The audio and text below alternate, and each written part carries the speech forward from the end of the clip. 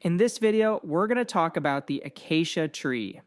Now, I know some trees are famous for being huge or, super beautiful, but some, like the acacia, are holding on to these incredible hidden stories. We're going to focus on one specific type. It's called the mulga. And at first glance, honestly, it's a pretty humble, unassuming looking tree. You might just walk right by it. But beneath that simple exterior, there's a really profound story. Okay, so let's start with the basics. Its physical characteristics. The mulga doesn't exactly have this huge, towering presence. In fact, it's actually pretty modest in its size. Yeah, the mulga is no giant of the plant world, that's for sure. It typically grows to a maximum height of only about 6 meters.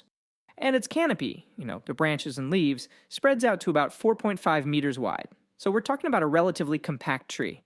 But it's that small size that makes its huge story so compelling.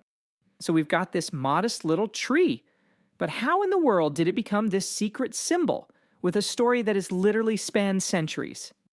I mean, it really raises a fascinating question, right?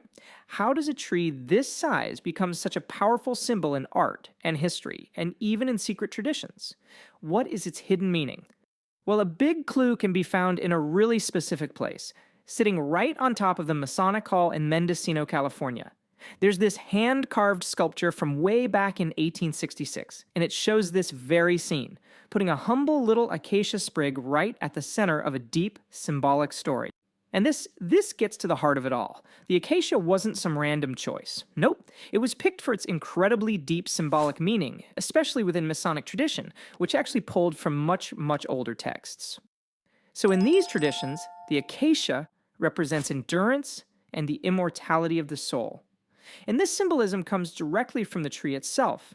It's an evergreen, and its wood is famously tough, known for resisting both fire and decay. And this symbolism has some seriously ancient roots.